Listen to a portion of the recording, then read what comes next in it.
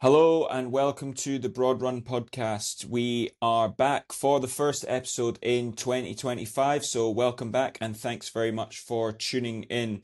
2024 was an absolute great year, the best year of our coaching, and we've really loved doing all the podcast episodes and really looking forward to getting back into them in 2025. It's been absolutely awesome partnering up with lots of different groups, and we've had loads of people achieve their race goals. We've had multiple ultra marathon runners, we've had marathon runners, we've had countless half marathon runners, and people on their journeys to their first 5-10Ks. People back running when they've maybe been putting it off for a number of years, and that's given me massive satisfaction to be part of people's journeys. Thanks very much for tuning into the podcast where we talk about all things running. And today we're going to talk about how to make 2025 your best year yet for running. Whether you're, sort of more experienced, this is, you're going multiple marathons, or you're just coming to running for the first time. Maybe you've seen different videos on Instagram, on TikTok, and you want to try and start smashing out running. That's absolutely fantastic. Hopefully you can go back through the previous podcast episodes and learn a little bit about running, or you can sort of tune in here and find out how you're going to get better in 2025. We've sort of reflected a bit on 2024, and I think that's the first thing to do when looking ahead at 2025. What went well in 2024 and how can you sort of replicate what went well? Also, you can look at the negative things and say what went badly and how can I change those things? So, for example, if you've really struggled with consistency, maybe you want to look at getting a more structured training plan, whether it's just something that you make yourself or something you're going to get delivered from a coach. Then you can sort of start to build up and get that consistency back. As we know, consistency is one of the number one things when it comes to success in running. So, we want to look towards that, but also look at the things that went well. So if, something's went well throughout the year, for example, you joined lots of group sessions like we do at Jamira John's, and that went well, you really enjoyed it and you really started to get the passion back for running. That's really good and something you want to continue and add into your program for 2025. So, yeah, I would say that that's the main thing. Write down a list of your goals and ambitions, which takes me to my second point. Get SMART goals. You probably listened to one of the first podcasts I ever did where I talked about SMART goals, being specific, measurable, achievable, relevant in a time-friendly manner. So this is being more specific with your goals that you set. So for example, Emma comes to me, she wants to run a sub 50 10K. Okay, Emma, that's great. That's, you've told me what you want to do. You've told me what time you want to do. Set a time goal based on that. And that normally I encourage people to say, right, well, let's enter a race. Let's, put a date in the calendar. I want to do that by. And then obviously that means that you're more focused and dialed in on your goal. If you set an arbitrary goal, I want to run 50-minute 10K. Great. When? Let's get that in the diary. And obviously you can incorporate that into your training plan so that it means that when you're doing your training, you're focusing specifically for the thing you're trying to achieve. It's a bit like a dart player going onto a dartboard and, hoping they hit 180, but they're not aiming at the treble 20. If they're just randomly chucking darts, yes, it might go in the treble 20, but the chances of success will be elevated if they have a specific idea in mind when they are aiming for the board. This is not a darts podcast, this is a running podcast, but just to touch on that for a second. Yeah, so going on to from that, you've set your goals, okay? Set a structured training plan. This will really reflect as well on what you've looked at in 2024, what worked and what didn't work. And perhaps you did a section of low heart rate training like I'd spoke about in the Maffetone Method podcast. Maybe that worked really well. Maybe that's something you want to continue. Maybe you want to look at that and say, okay, that worked really well, but I didn't really get the progress I wanted. So then you look back and reflect and say, okay, it's time to start increasing the volume. It's time to start adding other things like strength training in there. But yeah, when it comes to your training plan, you want to make sure that you're trying to cover all the elements specific to your goal. So if you're doing a 10K in 50 minutes, you're going to need to do some speed work around that goal of running 5 minutes a K, especially if you're not able to run at that pace currently. So something that you need to do is do those speed runs. You want to make sure you're getting your long runs in for your base endurance. You want to make sure you're doing your recovery runs, your easy runs. And then, like I said, 2025 is the year of runners' strength, where we're going to try and get all runners into at least some sort of strength and mobility routine at least once a week, ideally 2 times a week. So yeah, 2025, you'll probably be hearing a lot from me on the podcast about increasing our strength things. Just to briefly touch on that, there is a whole podcast on that if you look back, but just to briefly touch on that, runners should not be afraid of lifting weights or doing strength exercises. I think the common misconception for runners is they see people in the gym, often big and bulky, not good runners, and they think, well, I don't want that to be me. If you go and look at the programs of all the elite runners from 800 meters through to the marathon, they will all incorporate some type of strength program. You just have to go and look on social media now, on Instagram. They're constantly posting videos, doing circuit training, they're doing weight training in the off season. They are, constantly lifting weights. Providing that they have the right structure in that training, they're not going to get too big and bulky. They're going to increase power. They're going to put injury resistance in their body. They are going to be more resistant to fatigue, especially on races such as the half marathon, the marathon. If you're running ultras and you're not doing strength training, forget it. So, these things are super, super important. Yeah, that's what I would say. 2025 is the year of strength.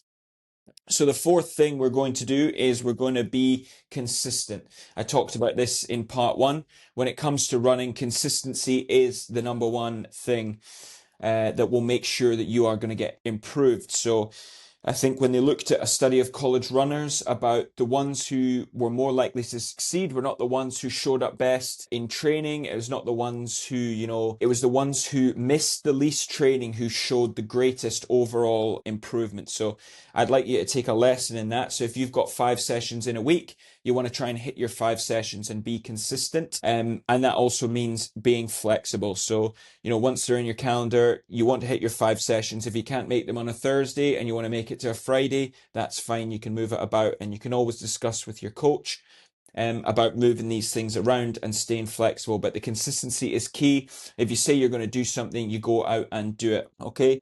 Point number 5 for 2025 ways to improve: invest in yourself. So that doesn't mean go out and buy the new Adios Pro Evo for $500. That does not mean that. It means invest in yourself in terms of education for runners. Try and listen to really informative podcasts like the Broadrun Podcast, or the Science of Sport podcast, or lots of different ones. There's lots of books on endurance. There's lots of there's lots of information out there on the internet, to be honest. And don't be afraid to ask questions, even to something like ChatGPT. If you want to go on there and ask questions about running plans, it'll give you all the information you need. And obviously, coaching professionals such as myself are always on hand and happy to answer anybody's questions when it comes to running. And if they're not, then they're probably not the coach for you. But this is also the year of tracking on GPS watches. I find that a lot of people are scared to invest just a few $100s on a cheap running watch. I think this is one of the best investments you can make when it comes to your running. This is something that you're going to use on every single run. It means that you have metrics and you're able to track it. So I think 40, 50 years ago, nobody had any idea about splits, about heart rates, about what they were doing. They run to feel.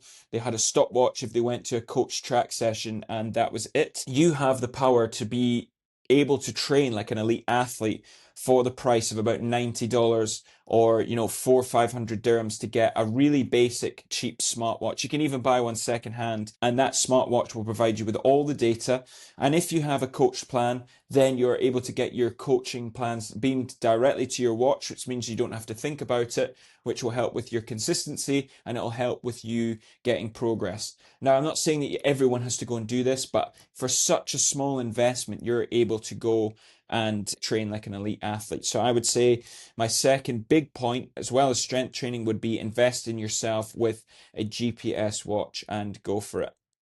Part of investing in yourself, it may also be getting a coach. I know I am a coach and I make a living off coaching people running. So obviously I want people to come here for coaching, but I'm there to help you go to the next level. Obviously, there's lots of different coaches, and that doesn't necessarily mean come to me. That means, there's different coaching apps available if you don't want to invest in having someone one-to-one, which are really good. You can go out there and get one of these apps, follow along with the program, and if it helps you nail your running and help you nail your consistency, then I'm all for it, to be honest. And then a coach like myself, if you come to group sessions, is always happy to bend an ear and talk about your running. So I would say that that's a really good one. That's just a brief sort of overview of 2025, what I think will be the way to get yourself to become the best running version that you can be. Reflect on last year, write down your goals, make sure that they're smart goals, build a training plan, make sure to do that in discussion with good resources or a coach. Stay consistent, okay, and invest in yourself, okay? So those are my points for 2025. I'd like to thank everyone who supported me in 2024. We had around 120 people come through either on plans or on one-on-one coaching, as well as people on triathlon coaching too.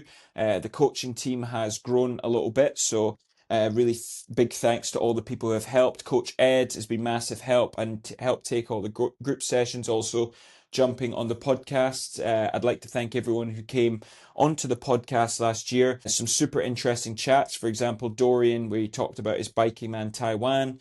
That was really good. And Dylan, where he was talking about his venture of his running hats. So yeah, that was great. I'd like to thank the people who have supported my coaching business itself. So Bikera Bike Shop, that's not why I've got the bike in there, but thank you very much to them who have supported me and the triathlon group.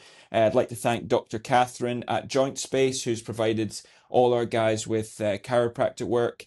I'd also like to thank Ross at Escape the Pain for all the soft tissue work that you've done with the guys. Jameer John's Run Club, I'd like to thank the guys there for all the support and help, and all the different brands that have helped us in terms of that. So thank you very much. And hope you look forward to tuning into at least a weekly podcast. That's one of my goals for 2025, is at least do a weekly podcast. So this is 2025 week 1, so hopefully 52 podcasts at least coming at you this year. So I hope you all have a great year, and looking forward to catching you up.